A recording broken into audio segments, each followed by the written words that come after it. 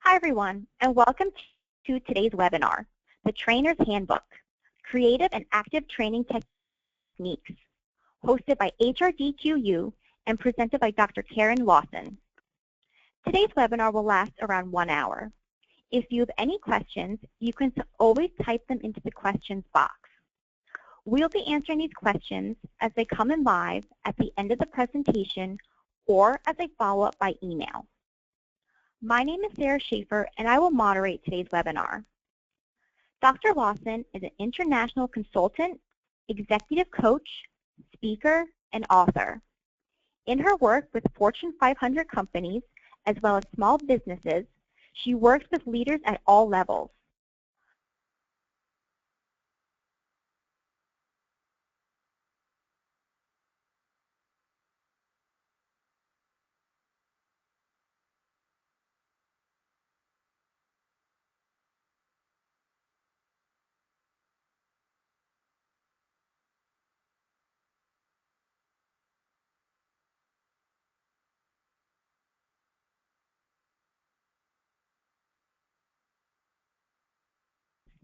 Welcome, Karen, and thank you so much for joining us today.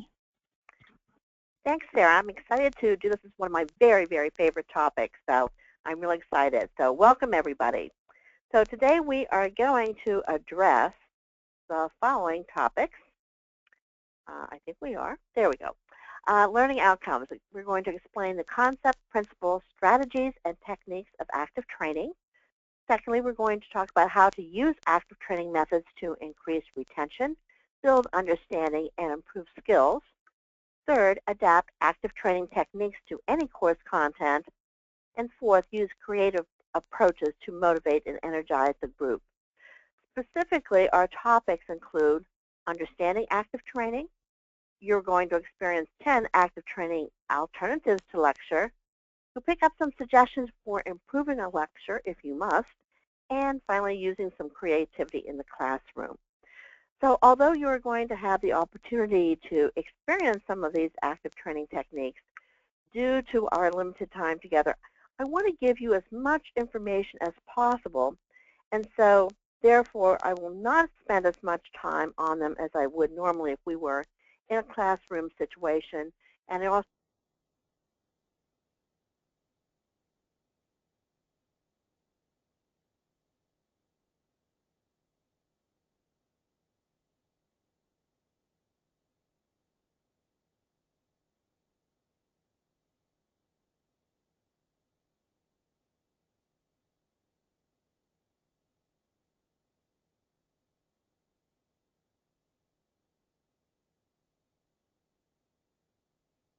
Is it the poll question? there it is. Let's go back again. Yeah, but it might be a little delay. The internet might be a little laggy. Okay. All right. First one, instant assessment. Now, before we actually poll, let me explain. In a classroom situation, everyone would have been given a stack of A, B, C, D cards, different colors, and on each card is written an A, a B, a C, or a D. So I asked people 3 or 4 open-ended questions like this, and I asked them to indicate their answers by holding up the appropriate card, which is really kind of neat because you get to see all this array of cards and all the ABCDs out there. So in this case, you don't have the opportunity to do that, but we will do it as a poll. So your main motivation for attending this webinar is A, I have nothing else to do, B, to take a break from work, C, to learn how to enhance your training skills, or D, your boss made you. So let's see the polls here.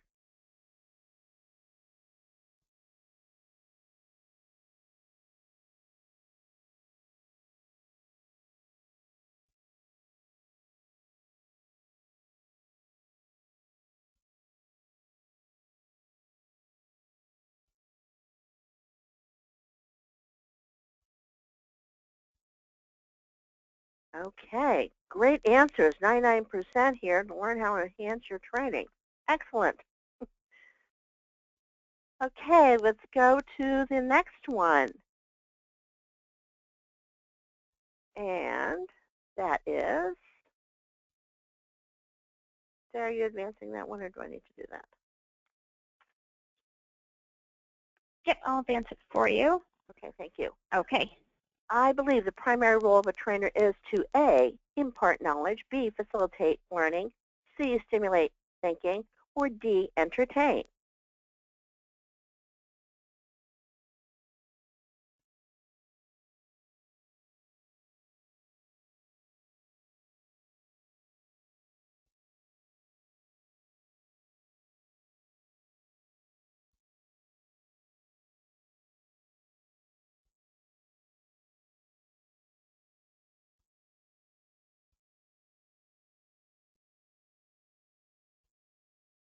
I can tell people are still thinking here.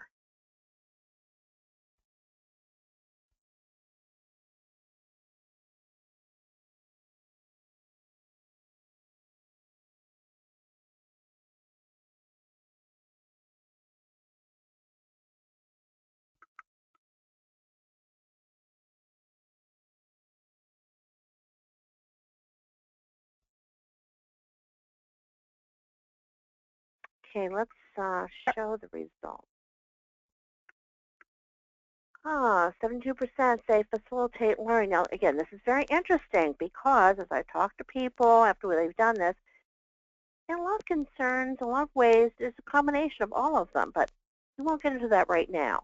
And the last one in our polling, our instant assessment, is the biggest challenge I face as a trainer is A, keeping the session on track, B, getting people to participate, C, ensuring people apply what they've learned, or D, I have no challenges.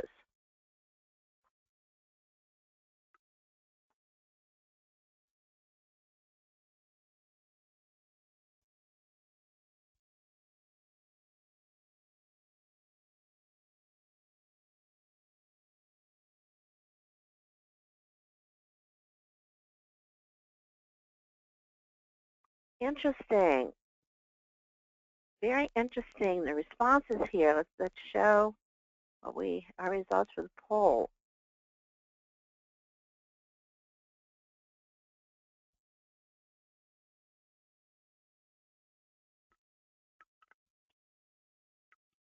"74% of you say ensuring people apply what they've learned. 2% have no challenges. I want to meet these people. I still have challenges." So that's great. The interesting thing about this question is that most people say they have trouble making sure people apply what they've learned. But let me just say right off the bat, you can't ensure people apply what they've learned. You know why? Because you can't follow them around. The people who have responsibility to make sure that they apply what they learned, of course, are the learners themselves, but also their managers. You give them the resources, you give them the training, but in essence, they have the responsibility, as do their managers. So this is the first active training activity I have people experience because it gets them involved right from the start. So before you get into experiencing some other ones, let me just give you a little bit of a background in terms of what active training is and is not, for those of you who may not be familiar with it. So first of all, back here, active training is the instructional use of small groups so participants work together to maximize their own and each other's learning. And it's based on two assumptions. First of all, learning is an active endeavor. In other words, people learn by doing, not by being told. And secondly, people learn in different ways. And I'm sure many of you already know that about different learning styles, which we certainly are not getting into today. And active training clearly reflects cooperative learning principles and strategies, such as, okay, I don't know why this is not advancing.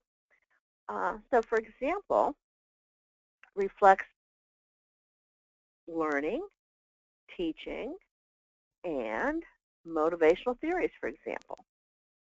And for some reason, Sarah, these are not advancing. And I don't know if we have a delay or what's going on here. Karen. Yeah. I think there is a slight delay. Is that it? Okay, let me go back to.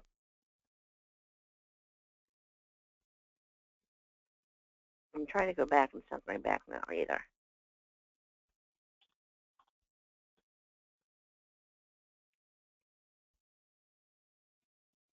can you go Are you back? trying to go to the?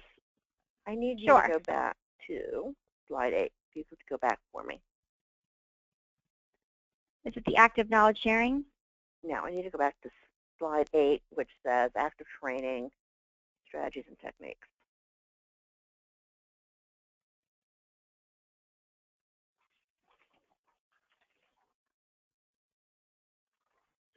Next one. Next one. If you could advance to that. And then I'll just have to be a little slower on my trigger here. Yep, I think you're moving it now. Okay, I will try it one more time. There you go. So it reflects learning, teaching, and motivation theories. It also uses structured learning groups, a moderate level of content, and this is something that people get concerned about because they're saying, well, we can't use as much content. Well, you have to make a decision between whether it's need to know versus nice to know. It also ensures a balance among cognitive, behavioral, and affective learning domains, and it does ensure a high level of participation, which I believe is critical for any learning to take place. Now, some other strategies, it creates interdependence among group members, which is really critical. A minimal amount of lecture that some people have difficulty with, peer teaching, a variety of methods, and it builds on and overlaps concepts and skills learned earlier. It keeps building on things. It's iterative. And it does use real-life situations. So with all that as background, let's get right into the other 9 active training alternatives to lecture. And I'm not going to certainly read these to you because you do have those. But the first one I want you to, in essence, understand, and you're going to have an opportunity to experience. It's called active knowledge sharing. Now, I want to emphasize these activities are in place of a lecture. They are not in addition to. And active knowledge sharing, its purpose is to teach the facts or figures by asking participants to guess or speculate as to the correct information. So in other words, you would prepare slides or handouts about particular factual information, and what works best would be numbers or percentages or something along that nature. And you would ask people to work in 2s or 3s, because once again, we want to use cooperative learning techniques. You would prepare, show the slide or the handout, and you would ask people to work together to guess, to speculate on what they think is the correct answer. Then you reconvene the group and you ask each pair or trio to share the responses, and then you share the correct answer. So, for example, I might ask people to do to say what they think about people retain what percentage of what they hear, what percentage of what they hear and see, what percentage when they hear, see, and do. So let's try that right now. And if you would put this in the chat box, what percentages, if you would put those 3 percentages, each one of you, quickly, what do you think? Hear and see, hear, see, and do.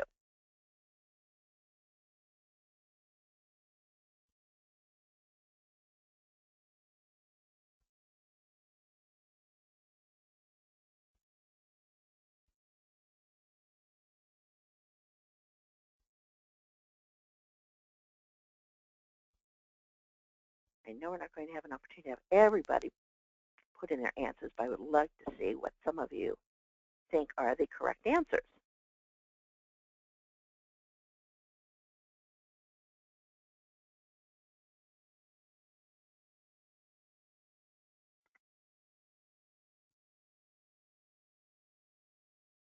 Okay, let me give you the correct answers. Move along here.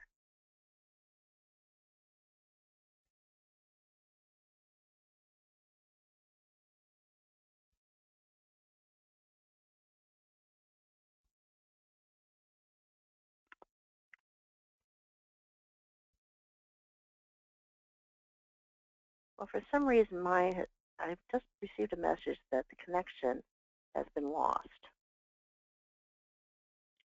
You're still good. Am I? Okay. Yep, we can still hear you. You can? Yep. Great. Okay. So the answer is, it's not coming up, but the answers are 20% of what they hear, 50% of what they hear and see, and 80% of what they hear, see, and do. Now, the interesting thing about this technique is that people are engaged because they want to know, did they guess it correctly? So normally what you would do in lectures, you would put up the old PowerPoint slide and you would give them these numbers. And people really have fun guessing and find out, did they get it correctly?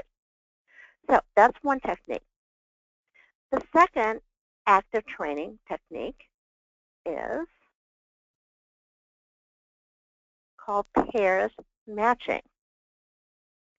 And in pairs matching, and I know you have the handouts on this, you have what is called, and this works really great if you have an opportunity to have, let's say, definitions and terminology. Once again, you're going to use this to get people to think. So you would have a handout like this, for example, where you might have a terminology on the side, group discussion, charts and graphs, hands-on activities. And on the other side, you would have, if you can see that, visual, print, oral, kinesthetic, interactive, and tactile.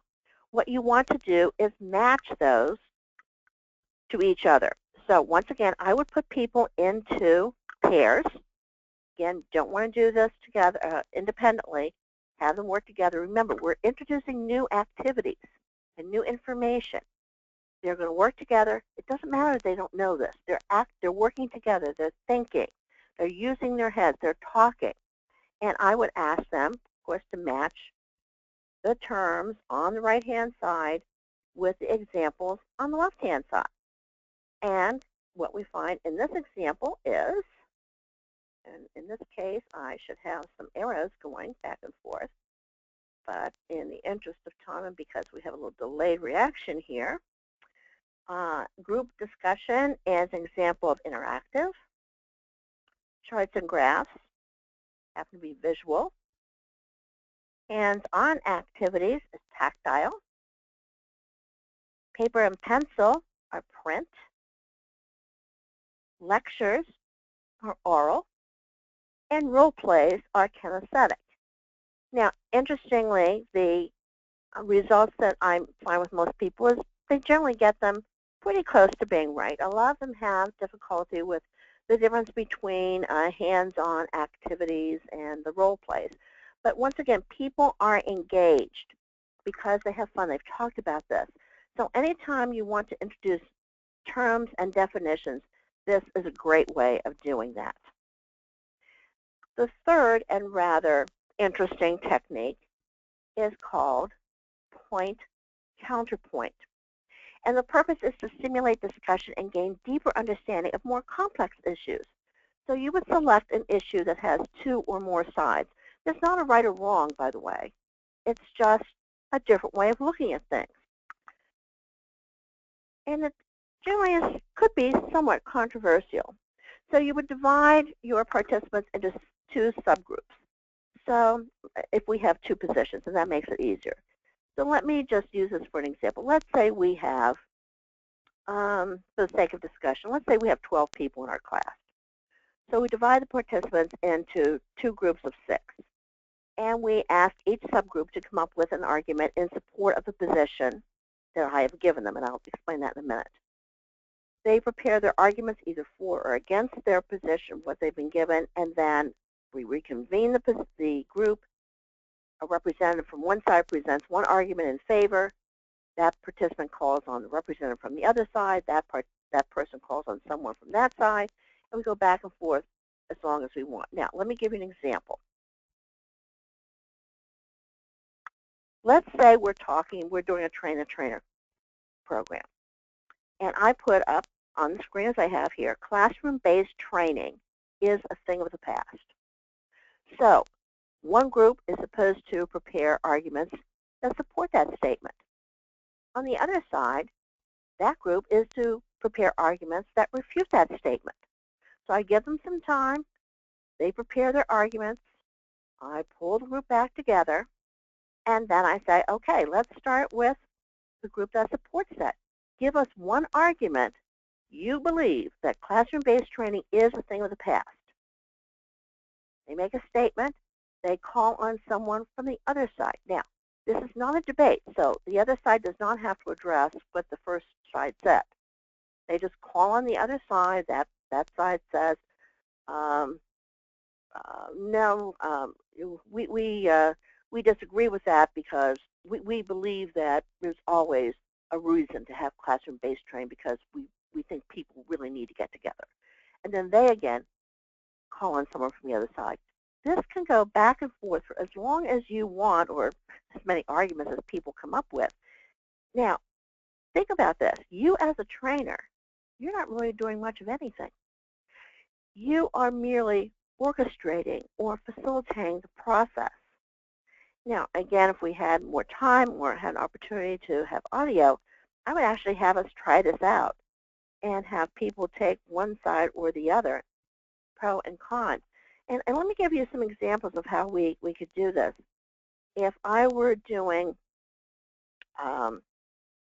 teams, for example, I might say team meetings are a waste of time. If I'm doing a program on leadership, leaders are born, not made. If I'm doing customer service, I would have a statement, the customer is always right. You always, no matter what the topic, you can find some statement that will generate some really interesting discussion. Now, what that does, it gets people to really think. And the other interesting thing is, depending upon what side they're on, these folks really have to, sometimes they have to choose arguments that support a side they don't really believe in. So then you can debrief it by having a discussion about, well, how did that feel when you had to talk about something and take a side that you really didn't believe in? So it does lend itself to a really interesting discussion. So I recommend that you do that. Now, a fourth active training technique is called group inquiry. Now, with group inquiry, its purpose is simply, again, to get people to think. You want to arouse interest and stimulate questions around a particular desired learning. You want them to delve into subject matter on their own without any kind of prior explanation from the trainer. Again, remember, they're learning new material. So you would prepare a handout that gives them broad information but doesn't have any particular detail or explanatory backup material. It could be a chart, a graph, a diagram, anything of that nature. Now, what you would do is ask people to work in pairs or trios, ask them to study the handout with their partner or partners, and try to make sense out of the handout. And as they're looking at the chart, the graph, the diagram, whatever, you ask them to work with their partner, and they would put question marks next to the information that they don't understand. Give them a few minutes, however long you want them to take, and you could also say to them, be prepared to say you think you do know what this means. And then you reconvene the group and answer questions, and also ask what other questions they might have. Again, let me show you how I would use this. Many of you may be familiar with the experiential learning cycle. Once again, in a train-the-trainer situation, people who have never experienced this at all, I would show them this particular diagram and ask them to work in pairs. They've never seen, most of them have never seen this, and say, all right, what I want you to do is work in pairs, and you're going to try to figure this out. And what questions do you have? When we read, they work in pairs, try to figure it out, and when we reconvene, I would say, okay, who has a question? And someone might say, well, where does it start? And then I would say, well, who thinks he or she has an answer? And somebody might say, well, I think it starts at the experiencing phase. Right. Okay. Who else has a question? And someone might say, well, I don't understand what the what, so what, now what is all about. Okay. I would say as a facilitator, okay, who thinks they have an answer? So again, we go through all of this, and my job as a facilitator is to clarify and, once again, coordinate, facilitate, clarify as necessary. That's my job. Okay, the next one, the fifth active training technique, is called an information search. And this is used for dry, boring, heavy material. Not that any of you here on the webinar ever teach dry, boring material, right? Would love to have you face-to-face to see if I'm getting any smiles out of that one. And what you're doing with this is to, you may remember when you were in school and you had an open book test, or you also had maybe the assignment where you had your textbook and your teacher gave you a worksheet rather. So this is the adult version of that. So you would prepare questions that are related to the desired learning that they really need to know. Remember I talked about need to know versus nice to know. So again, you put people into pairs. I'm taking a look now at the procedure. And you give them the questions. They have the text. They have whatever the information is. And they work together in teams, pairs, whatever, and they search out the answers. This is really great for compliance material. I also use this. It's great to, for example, with new employee orientation and onboarding. When you have the employee handbook, and in many organizations, and most of the time now it's online on the company's intranet. But some of you maybe remember the days where you just asked new employees just to sign as they read the handbook. Well, this actually makes them go into the handbook, whether it's hard copy or whether it's on the intranet, and they actually have to search out the really important pieces of information, not just sign that they looked at it. So let me give you an example. Again, from Train the Trainer, what I will do is they have a handout, or they actually have my book, The Trainer's Handbook, and I want them to know some specific things about visual aids. So they have the Trainer's Handbook, the updated edition, and I ask them questions such as, you should use a flip chart with groups of no more than how many people. You should put no more than how many lines of information on a flip chart. Now, those are just two particular questions out of, I probably have about 10, but I just wanted you to experience them. So let's just take a moment, and if you would you type in the chat box what you think the answers are to those two questions? How many people, no more how many people with a flip chart, and no more than how many lines of information on a flip chart page? I'll just give you just a minute or two.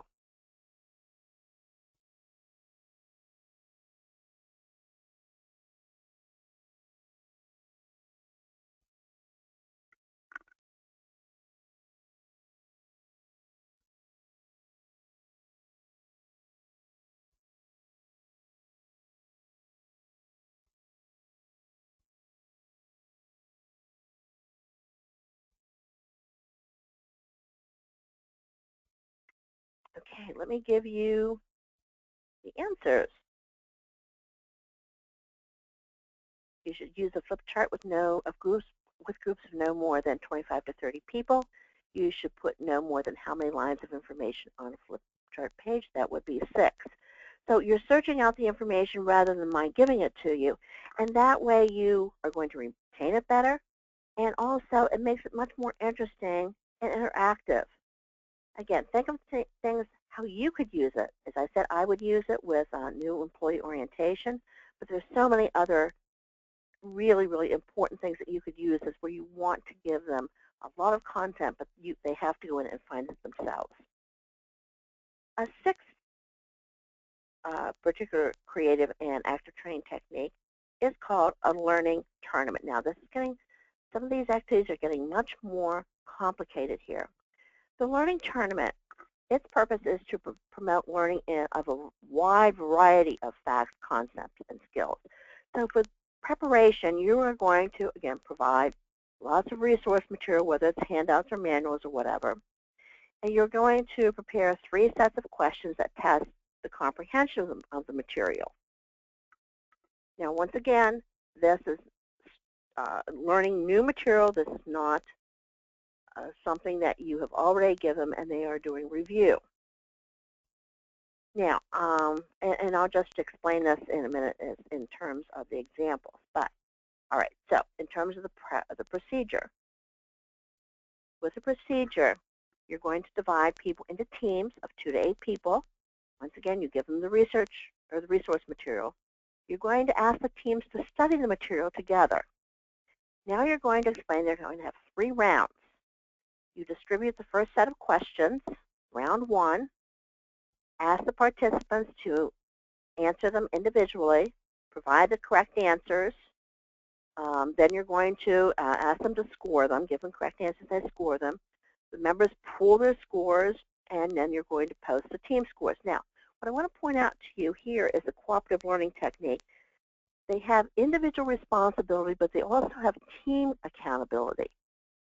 So they are gathering their team score. Now, we then go to the next round, round 2. They get same study material, but they have new questions. Study, study, study. New questions I'm going to give them. Same process. They answer the questions individually. We're going to grade them. They're going to pull their answers and their scores. And then we go, generally I only do 3 rounds because after that it gets a bit boring. And if you have done your job and they have done their job, generally, not always, but generally, they will find that the scores get better after 3 rounds. And I generally give them prizes. They have fun. It's very competitive. They love it.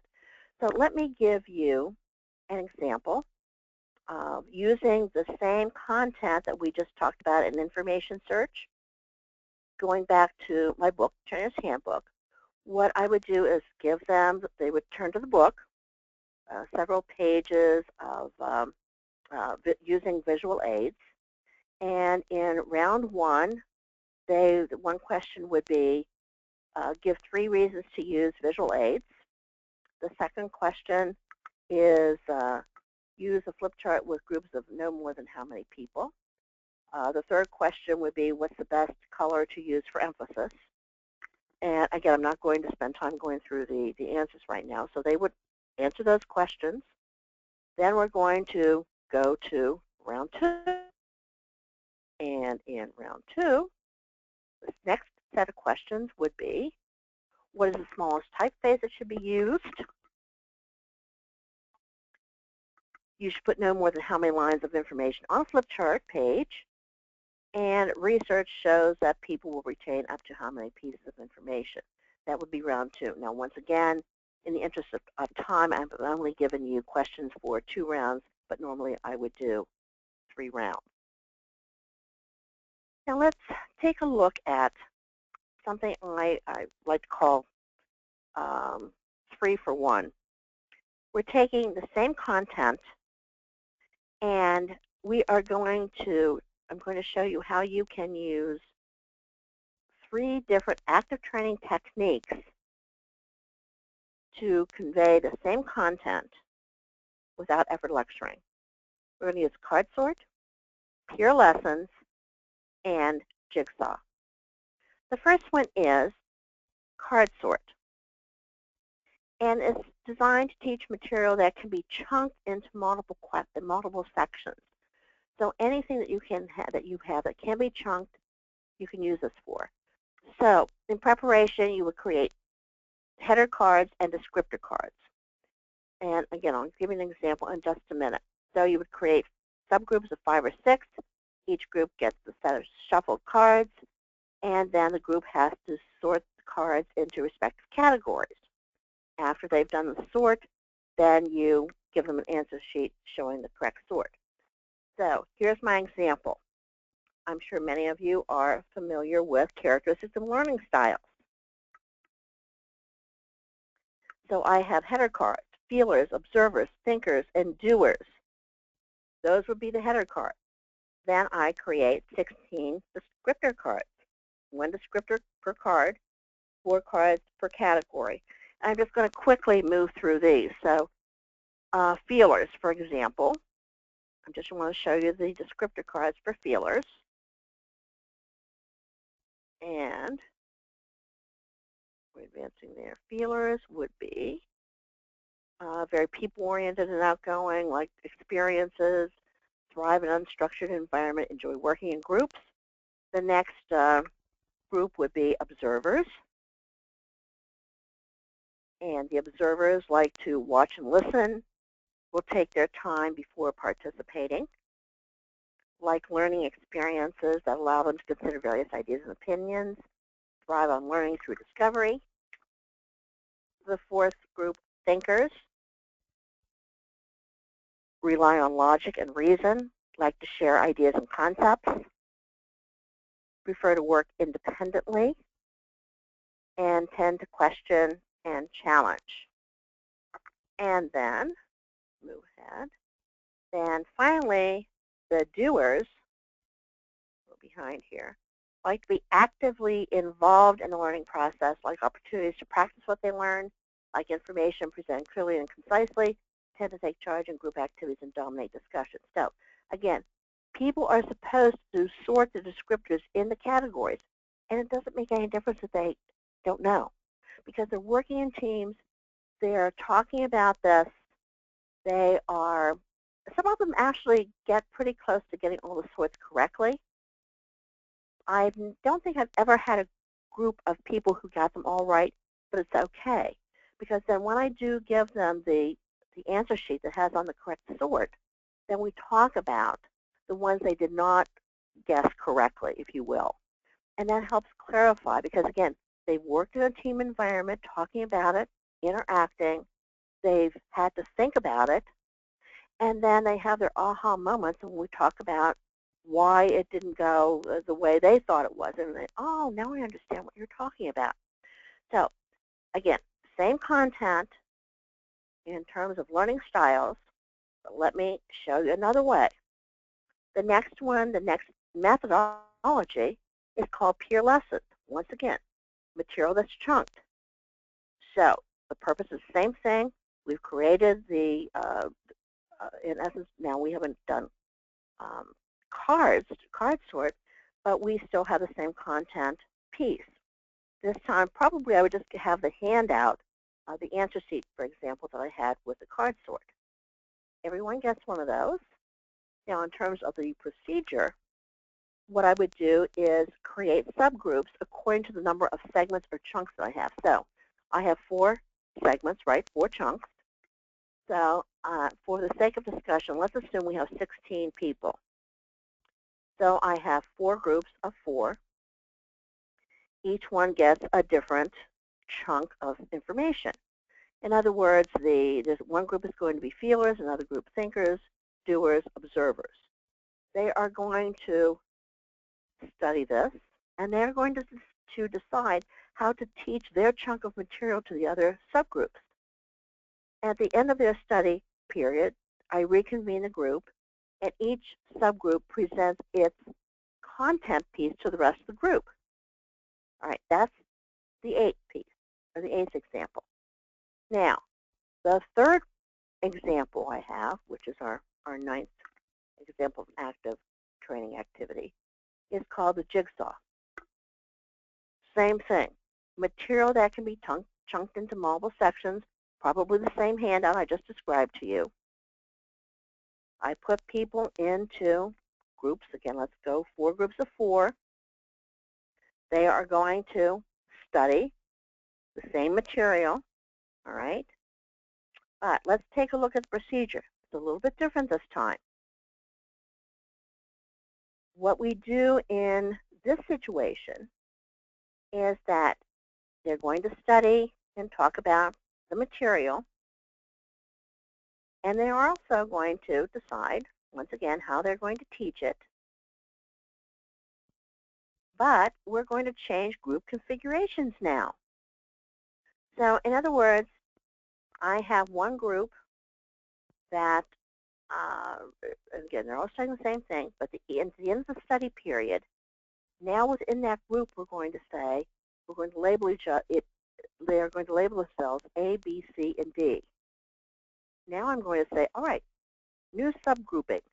I want all the A's to come together, all the B's to come together, all the C's, and all the D's. Now what we have is we have 4 new subgroups, and within each new subgroup, we have represented a feeler, a thinker, a doer, and observer. And now each person in this new subgroup teaches the content to the other people. So three ways of teaching the same content without ever having to lecture. So those are my 10 ways of teaching material without lecturing. Now, there are times you do have to lecture. And so let me give you some really quick suggestions on how to lecture and make a lecture interesting. Now, the emphasis should be on the ETTE because you do need to keep it short. And the first one is called building interest. And for example, what that is called a lead-off story or an interesting visual. And that could be something like an anecdote, a cartoon, a graphic. It could be a study or introducing an initial case problem. It could be a test question. What do you think about that, folks? I mean, just anything. What do you think about the way people are teaching these days? What do you think about online learning? It could be anything like that. So that's called building interest.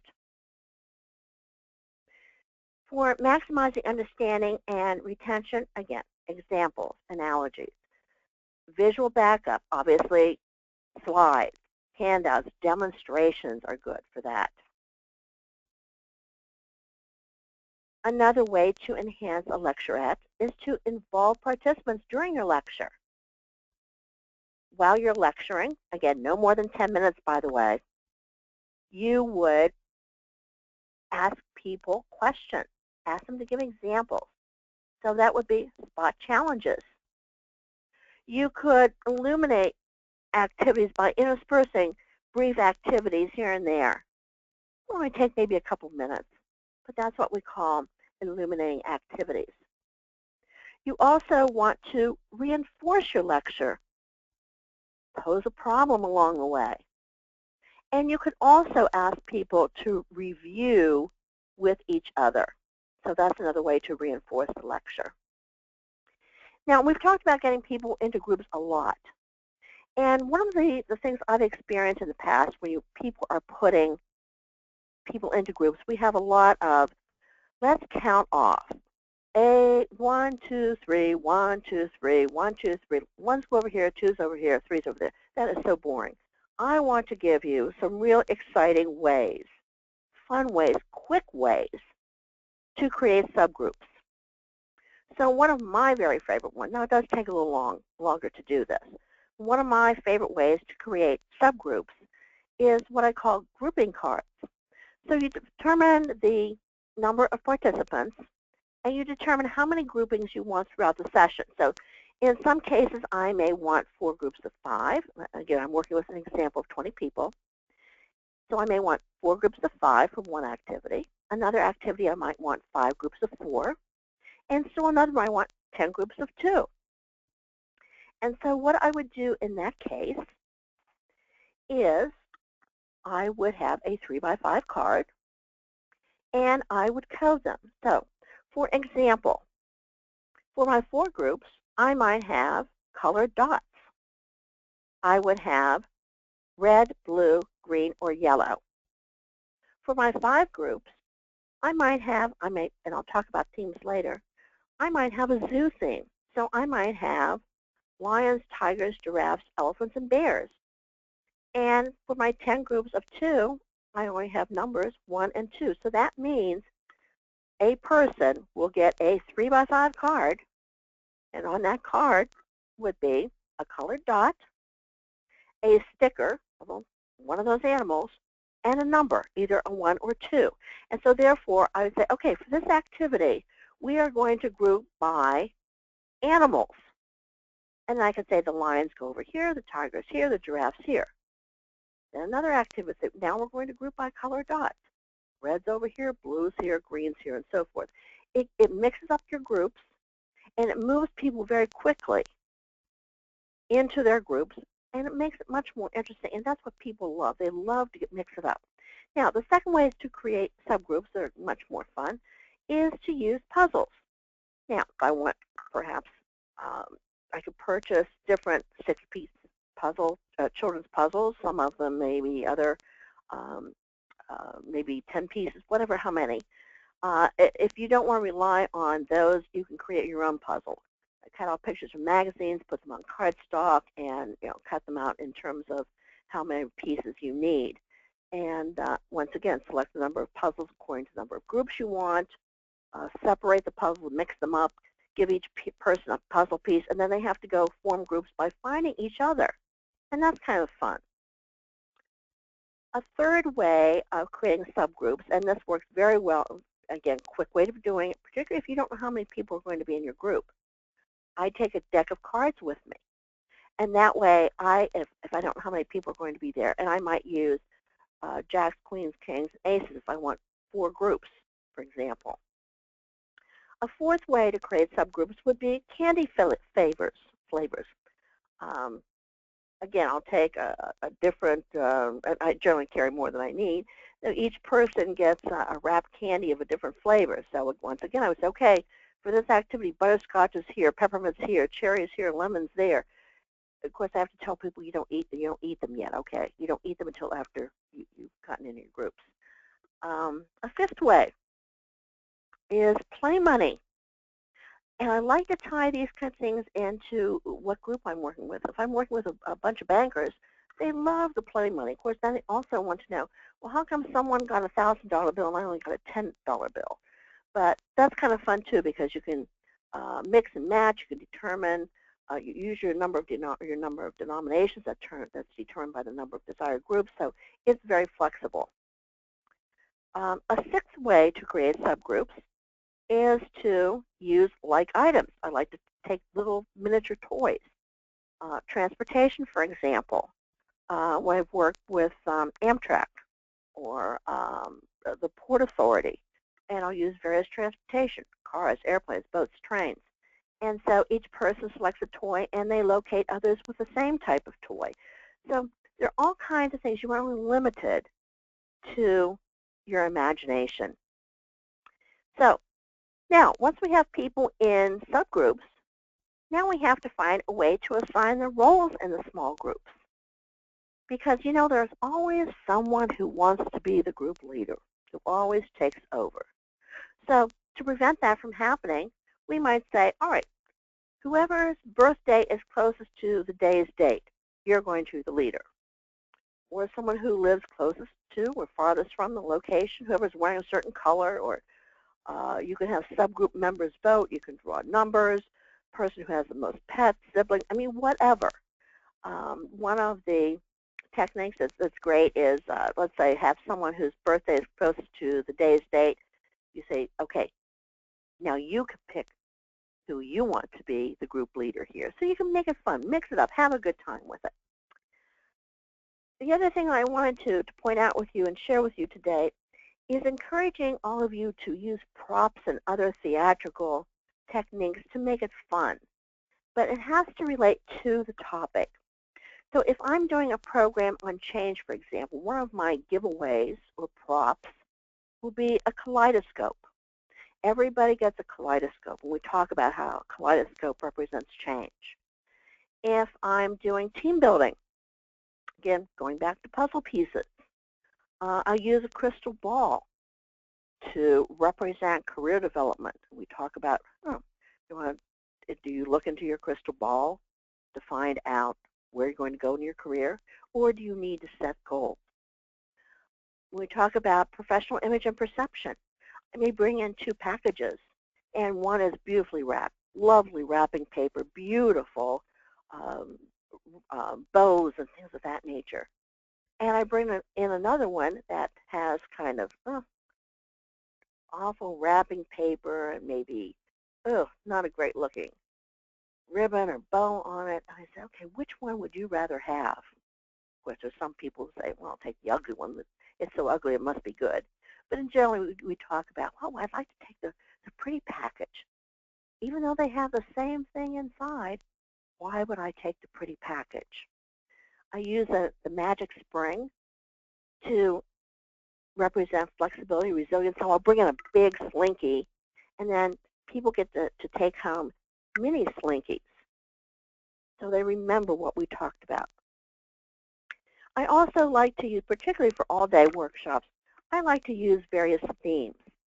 So we might have a boat cruise. We might do outer space. I have a jungle theme. I mentioned earlier that I'll use different animals to create subgroups. I might have a zoo theme.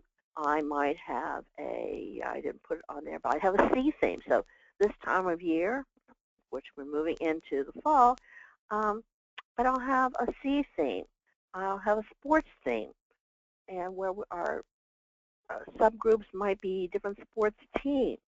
There are lots of things that we can do and make it much more interesting and fun and creative. Now, as with all things, good things must come to an end. And I want to share with you quickly some closing activities. And I want to point out that closing activities should involve three elements: summary, self-assessment, and an action plan. And typically, I want you to think about, at the end of a training program, who does the summary? Generally, it's a trainer. Now, let me ask you, why is that? You know what you said, but the important thing is, do they know what you said? So what I like to do is called summary of learnings. I create subgroups, and let's say, again, 12 people for the sake of discussion. 2 groups of 6. Each group gets a flip chart, and I ask them to position their flip chart so they can't see each other. And I ask them to, I give them a few minutes, say, I want you to write down what are the key learning points that you are taking away from this training session. And then at the end of the designated period, they turn them around, and we take a look and compare the 2 lists. If you have done your job as a trainer, those lists should look pretty much alike. And that is great reinforcement for them. It also helps you take a look at yourself. Did you do your job? There will be some variations, but if you have been on target, those lists will be the same. Another interesting closing activity is called full circle. So at the beginning, I would have looked at, had them look at objectives, but also I would have asked people at the very beginning of the workshop, what do you want to know? And we would have captured those on a flip chart page. And so at the end, we go back to that flip chart page and go through each one and ask participants if the objective was met. And if it was, then we check it off. We strike through it. Again, if you have done your job, each one of those should be marked off. Yet it helps reinforce that the learning has taken place. Also mention that people should have done an action plan.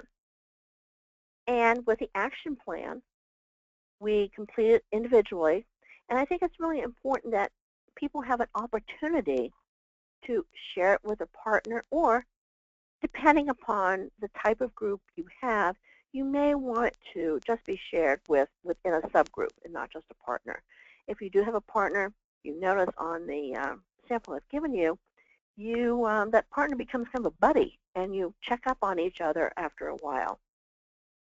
And the third element that needs to happen at the end is a self-assessment. And a couple of interesting ways of doing a self-assessment. One is very impactful, by the way. It's called a human continuum. And I want you to picture this. At the back of the room, along a wall, on one end I put a sign that says clueless, at the other end, competent. And I asked the participants to look at those signs, and I want them to visualize the wall as a continuum. And I want them to think about where they were at the beginning of the program as to their level of knowledge, comfort level, and skill with that particular subject.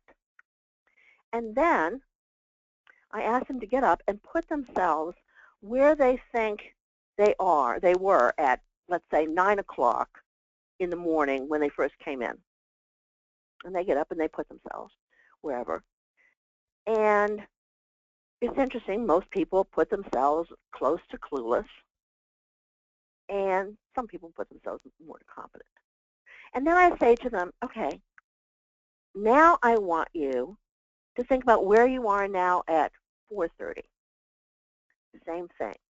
Where would you put yourself now?